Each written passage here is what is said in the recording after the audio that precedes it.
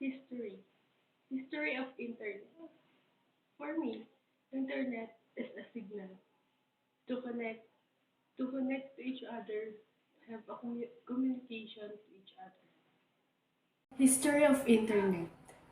Internet for me is called signal, which in we need to social media to connect to connect the people to have a conversation. What is the Internet?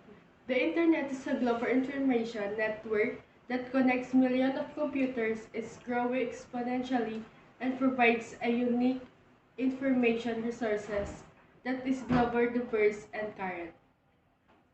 For me, Internet, there have a million connection in the world. So, so have a lot of signals or internet to connect to connect to each other. There have a messenger, Instagram, or others. We need the internet to create a communication. What do we use the internet for? First, browsing information, so that um, in our online class, we need a internet connection to search the other information for for my activities or for my for my topic. Media and creating awareness. One of the most is Messenger, Instagram, and Twitter. They have a lot of social media in in our world to use other people and especially for me. Entertainment, music, videos, and movies. There have in videos there have a YouTube to create to have a videos, musics, or movies.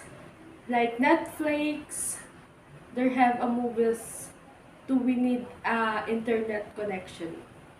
Next, communicating with people all over the world. Yeah, there have we need internet connection for this because especially the messenger we need we can talk to each other to have a communication to each other at to para makausap nyo ang isa't isa. Sharing information. Um, there in our online class, there have a share information to my topic. We need a use internet connection because we need apps or social media to create information to each other for for this topic, for the other topic. Next, e-commerce and banking.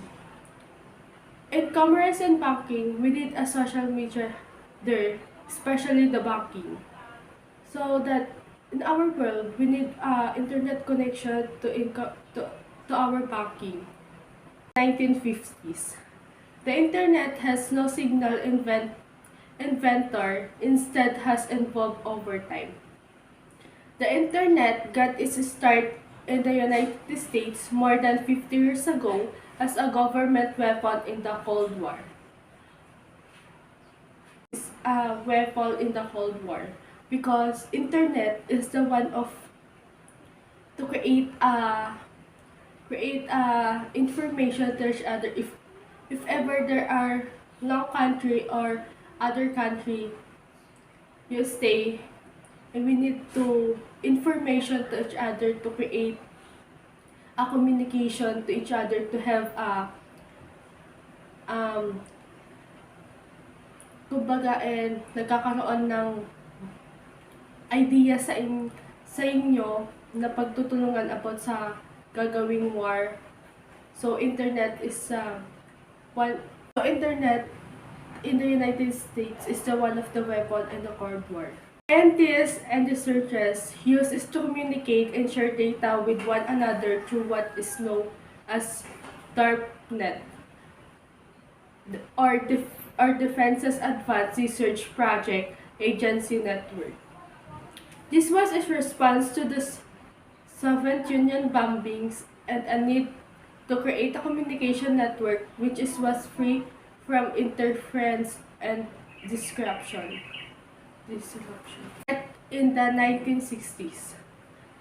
In 1962, a scientist from MIT and DARPA, named is JCR, leader, proposed a galactic network. A computers that could talk to one another. Such a network will enable government leaders to communicate even in the Soviet destroyed the telephone system. So that in 1962, they have a computers to talk one another to destroy the telephone system. So parang so that nagkaroon ng network. So they have destroyed the telephone system. In 1965, another MIT scientist developed a way of sending information from one computer to another that he called packet switching. Packet switching breaks data down into blocks or packets before sending it to destination. So noon, in 1965, may tinatawag na silang packet switching to virus data down into a blocks or packets before sending into destination. So, iba-block muna or ipa-packets bago masisend sa paroroonan or destination nun. Known as the ARPANET will have just a vulnerable to enemy attack as the phone system. So, without pag walang packet switching,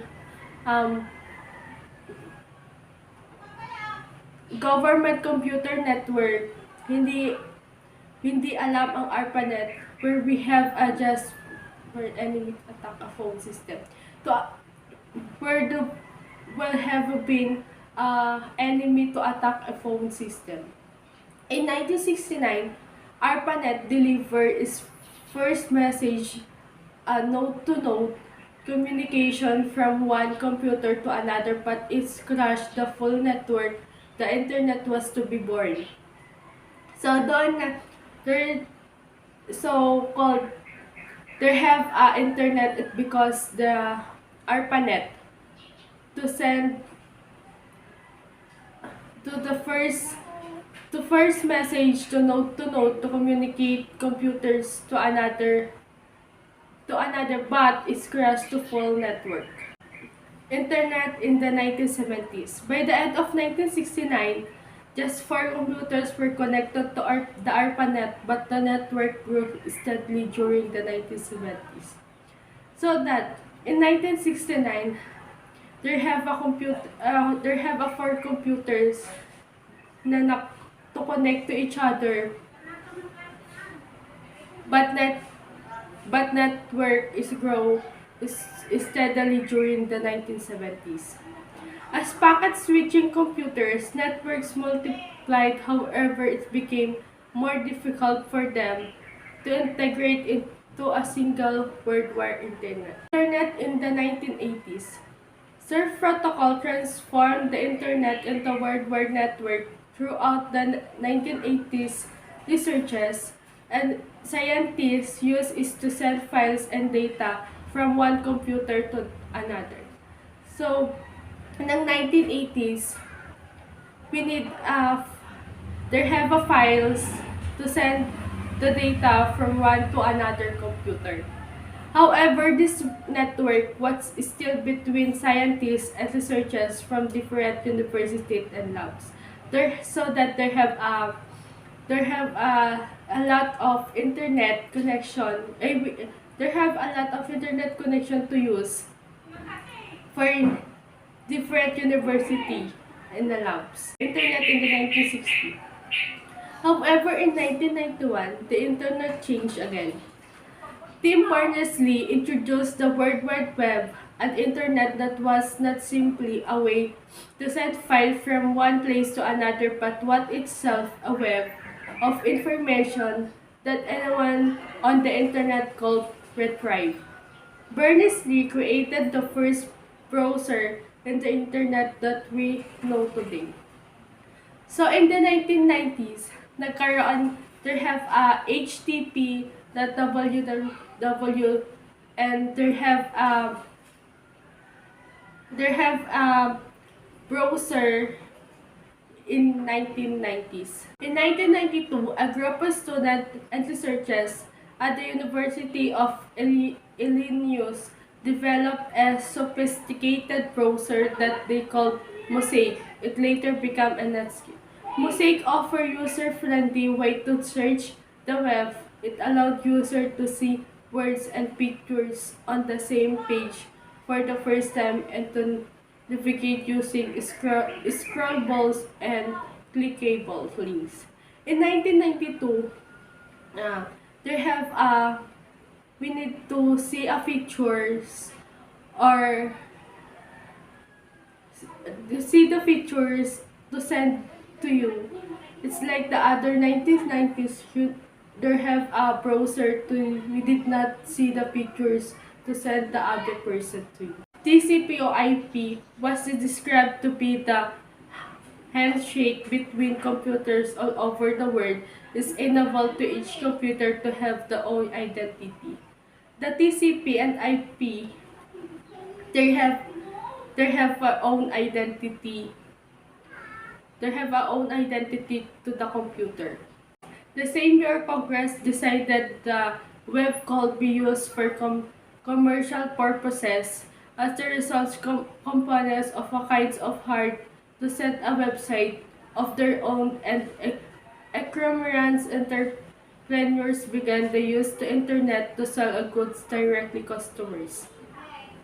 More recently, social networks, like a Facebook, have become a popular way for people of all ages to stay connection. So that in the same year, there have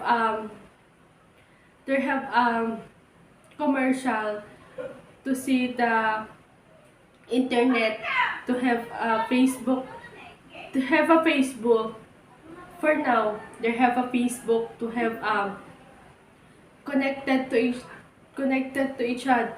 At the end of 1970s, computer scientists named Venton Cerf had begun to solve this problem by developing a way for all the computers on all the world's mini networks to communicate with one another. He called his inventor Transmission Control Protocol, or TCP. Later, he added an additional protocol known as Internet Protocol. The acronym we use to refer this today is TCP or